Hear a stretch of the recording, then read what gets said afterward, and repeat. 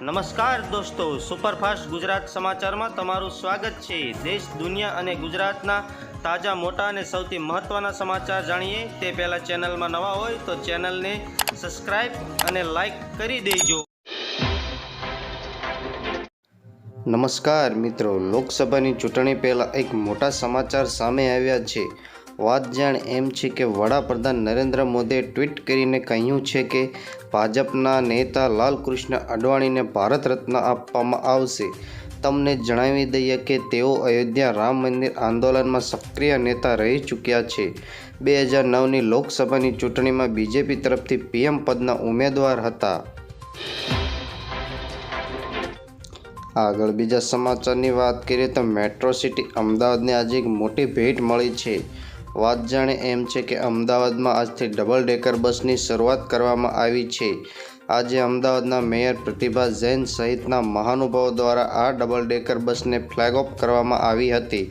મહત્વનું એ છે કે ગુજરાત રાજ્ય માર્ગ વાહન વ્યવહાર નિગમ દ્વારા તાજેતરમાં જ ગાંધીનગરમાં ડબલ ડેકરની બસ શરૂઆત કરવામાં આવી છે, જે બાદમાં હવે અમદાવાદમાં પણ એએમસી દ્વારા આ પ્રકારની બસની શરૂઆત કરાઈ છે।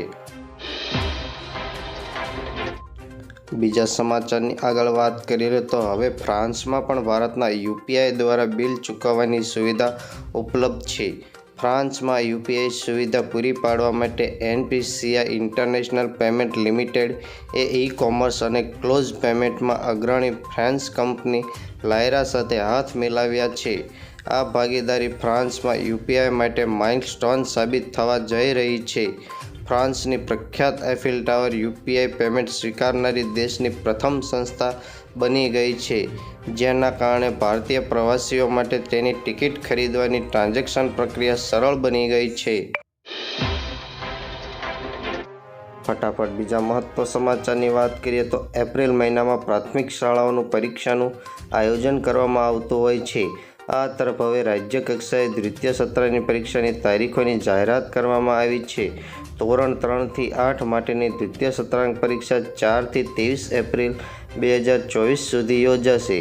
આ તરફ રાજ્યમાં એક સૂત્રતા રહે તે માટે સમાન સમયપત્રક તૈયાર કરાયું છે, જેમાં સરકારી અને ગ્રાન્ટેડ શાળાઓને સમાન સમયપત્રકનો અમલ થશે। આ સાથે સાથે સમયપત્રક જાહેર કરેલી તારીખો પ્રમાણે કામગીરી કરાશે। આ સાથે જ કોઈ જિલ્લાઓ દ્વારા રજા જાહેર કરાઈ હોય તો તે રજા રદ કરવી પડશે। ફટાફટ બીજા મહત્વ સમાચારની વાત કરીએ તો આજના ખેડૂતો માટે સારા સમાચાર સામે આવ્યા છે।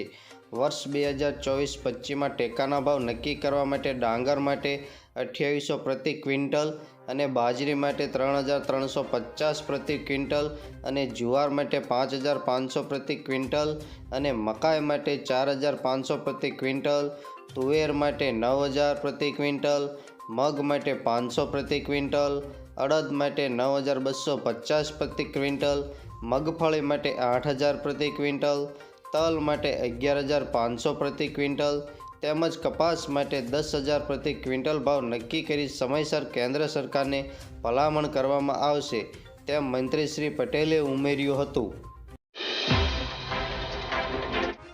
બીજા મહત્વ સમાચારની વાત કરીએ તો ફેબ્રુઆરીમાં ગેસના નવા ભાવ જાહેર કરાયા છે। લગ્નની સિઝનમાં વધતી માંગ અને આંતરરાષ્ટ્રીય બજારમાં અસરગ્રસ્ત કિંમતોના કારણે આજે એલપીજી સિલિન્ડરની કિંમતમાં 14 રૂપિયાનો વધારો કરવામાં આવ્યો છે। જો કે આ વધારો 19 કેજી કોમર્શિયલ સિલિન્ડર પર થયો છે। ઘરેલું એલપીજી ગેસ સિલિન્ડરમાં કિંમતમાં કોઈ ફેરફાર કરવામાં આવ્યો નથી। એનો ભાવ 919 રૂપિયા આજુબાજુ છે, તેથી મોટી રાહત સામે આવી છે। આગળ સમાચારની વાત કરીએ તો ફાસ્ટેગ માટે મોટો રાહતભરો નિર્ણય સામે આવ્યો છે। ફાસ્ટેગમાં કેવાયસીની કરવાની છેલ્લી તારીખ લંબાવવામાં આવી છે। કેવાયસી પૂર્ણ કરવાની વય મર્યાદા 1 મહિના સુધી લંબાવવામાં એટલે કે 29 ફેબ્રુઆરી 2024 સુધી ફાસ્ટેગનું કેવાયસી પૂર્ણ કરાશે।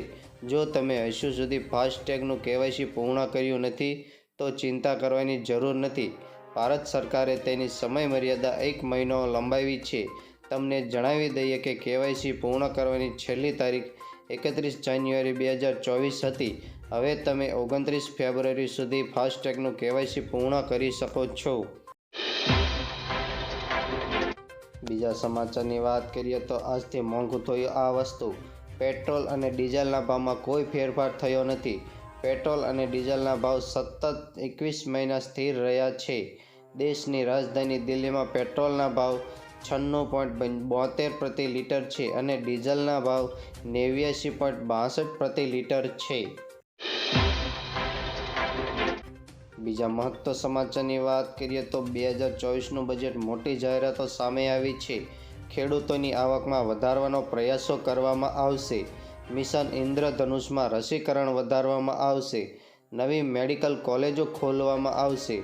ડેરી ખેડૂતોને પ્રોત્સાહન આપવામાં આવશે. 1361 મંડીઓનો ઈ-નેમ સાથે જોડવામાં આવશે. NAનો DAPનો ઉપયોગ પાક પર કરવામાં આવશે. બીજા બજેટ સમાચારની વાત કરીએ તો સરકાર મધ્યમ વર્ગ માટે આવાસ યોજના લાવશે.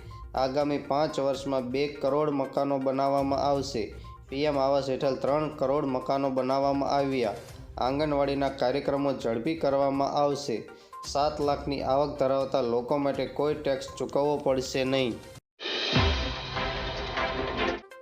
ખેડૂત માટે સમાચારની વાત કરીએ તો બાજરીમાં સારા ભાવ રહેવાથી ઉનાળુ વાવેતર જળવાઈ રહ્યું છે. નવી ડુંગળીની જંગી આવકો વચ્ચે ભાવમાં ઘટાડો થયો છે. મહુવામાં ઊંચો ભાવ લાલ ડુંગળીના 275 રૂપિયા હતા. એરંડાની બજાર 1000 રૂપિયાની નીચેની સપાટીએ લઈ જવા માટે મંદીવાળાનો ટાર્ગેટ. સોશિયલ મીડિયામાં મોટી જાહેરાતો કરવામાં આવી રહી છે. કાળા તલમાં વેચાયેલા અભાવે થોડો ભાવ ઘટાડો છે. કપાસમાં સતત ઘટતી બજાર એવરેજ અને ઊંચા ભાવનો ઘટાડો થઈ રહ્યો છે. 1400ની અંદર ભાવ આવી ગયા છે. ફરી એકવાર લસણે ભાવ સામે આવ્યા છે. રાજ્યમાં ફરી એકવાર લસણના ભાવ આસમાને પહોંચ્યા છે, જેમાં લસણના ભાવ કમરતોડ વધારો થયો છે. અચાનક અમદાવાદમાં પ્રતિ કિલો લસણના ₹400 થયો છે. લસણનો જૂનો ભાવ કિલોએ ₹100 હતો. ત્યારે વેપારીએ જણાવ્યું કે 15થી 20 દિવસ સુધી લસણના ભાવમાં રાહત મળશે નહીં. બીજા સમાચારની વાત કરીએ તો નાણામંત્રી કનુભાઈ દેસાઈએ ગુજરાતનું બજેટ રજૂ કર્યું છે, જેમાં 3,32,465 કરોડનું બજેટ છે. અત્યાર સુધીનું સૌથી મોટું બજેટ રજૂ કરાયું છે, જેમાં નાણામંત્રીએ જણાવ્યું છે કે આપદને અવસર પલટાવી છે. કચ્છ તેનું ઉત્તમ ઉદાહરણ છે. કચ્છમાં નર્મદાના નીર પહોંચ્યા છે. ગુજરાતમાં 5G કનેક્શન સર્વિસ શરૂ થઈ છે. અન્ય પ્રદેશ શ્રેષ્ઠ ગુજરાત બનાવ્યું છે. રિન્યુએબલ ઉર્જાને પ્રાધાન્ય અપાવવાનું છે. અન્ય પ્રદેશો કરતાં વૃદ્ધિ દર વધુ હોય તેવું ગુજરાત છે. ગુજરાત ગ્લોબલ હબ અને તે ધ્યેય છે. યુવાનોને સ્કિલ ડેવલપમેન્ટ કરી સક્ષમ કરવાનો છે. ખેડૂતોને મજબૂત કરવામાં આવશે. ગુજરાત બજેટની વાત કરીએ તો બજેટમાં નવા કોઈ વેરા ન નાખવાની જનતાને રાહત આપી છે, જેમાં જૂના કોઈ વેરાના દરમાં ફેરફાર કરાશે નહીં. ગુજરાતનું 3.32 લાખ કરોડ બજેટ રજૂ કરાયું છે. વર્ષ 2024-25નું 972 કરોડનું પુરાંતવાળું બજેટ છે. સહકારી સભાસદો માટે 50,000ની લોન પર સ્ટેમ્પ ડ્યુટી માફ કરાઈ છે. 9 લાખથી વધુ સહકારી સભાસદોને લાભ થશે. 8 વર્ષથી જૂનું કોઈ વાહન સ્કેમ માટે આવે તો પડતર ચલાણ માફ થશે. છેલ્લા 1 વર્ષમાં ચલાણ આવા વાહનો પર માફ થશે. 52,000 વાહન માલિકોને 700 કરોડની રાહત થશે. આગળ વધુ ગુજરાત બજેટની વાત કરીએ તો કનુભાઈ દેસાઈએ જણાવ્યું હતું કે ગુજરાતમાં ઇતિહાસનું સૌથી મોટું બજેટ છે, જેમાં 2047નો રોડ મેપ નક્કી કર્યો છે. ગરવી, ગ્રીન અને ગુણવત્ત ગુજરાતના સપના સાથેનું બજેટ રજૂ કરવામાં આવ્યું છે. ગુજરાતમાં આ વર્ષના બજેટનું કદ 3,32,465 કરોડનું છે. નવસારી, ગાંધીગ્રામ, મોરબી, વાપી, આણંદ, મહેસાણા, સુરનગર, વઢવાણને મહાનગરપાલિકાનો દરજ્જો આપવામાં આવશે. કનુભાઈએ જણાવ્યું છે કે અમારા માટે સરકાર માટે સુશાસન એટલે રામ રાજ્ય. રાજ્યમાં નવી 2500 બસ શરૂ કરવામાં આવશે. 2047 સુધી ગુજરાતનું અર્થવ્યવસ્થા હાલની $0.28 ટ્રિલિયન થી $3.5 ટ્રિલિયન કરવાનો લક્ષ્યાંક છે. બજેટમાં સામૂહિક સુરક્ષા, માનવ સંસાધન વિકાસ, આંતરમાળખાકીય સુવિધા, આર્થિક પ્રવૃત્તિઓનો વિકાસ અને ગ્રીન ઓથના 5 સ્તંભ છે. નમો સરસ્વતી યોજનાનો સાયન્સમાં અભ્યાસ કરતી ગરીબ મધ્યમ અને વર્ગની વિદ્યાર્થીઓને 11મામાં 10,000 અને 12મામાં 15,000 સહાય આપવામાં આવશે. બજેટની વાત કરીએ તો સરકારે બજેટમાં નમો નામની યોજના શરૂ કરી છે, જેમાં સગર્ભા મહિલા અને ધાત્રી માતાઓના પોષણ માટે નમોની શ્રી યોજના છે. નમો શ્રી યોજના માટે 750 કરોડની જોગવાઈ છે, જેમાં SC, ST, NFSA, PMJની સગર્ભાને સહાય આપવામાં આવશે, જેમાં 11 જેટલા માપદંડો આવતી સગર્ભાને 12,000ની સહાય જાહેરાત કરાઈ છે. બીજી બાજુ વાત કરીએ તો વચગાળાના બજેટ બાદ શેરબજારની મજબૂત શરૂઆત થઈ હતી. BSE સેન્સેક્સ 332 પોઈન્ટના ઉછાળા સાથે 71,977 પર ખુલ્યો હતો, જ્યારે NSEના નિફ્ટીના સપ્તાહ છેલ્લા દિવસ કારોબારની શરૂઆત 115 અંકનો વધારા સાથે 21,812ના સ્તર પર કરી હતી. ગિફ્ટ નિફ્ટી 21,903ના સ્તરની આસપાસ ટ્રેડ કરી રહ્યો હતો, જ્યારે નિફ્ટી ફ્યુચરનો અગાઉનો બંધ 21,741 હતો, જે સેન્સેક્સ નિફ્ટી બમ્પર ઉછાળો દર્શાવે છે. બીજી તરફ મેટા પ્લેટફોર્મ અને એમેઝોન જેવી જાયન્ટ સારી કમાણી વચ્ચે એશિયન બજારોમાં પોઝિટિવ પર ટ્રેડ થયા હતા.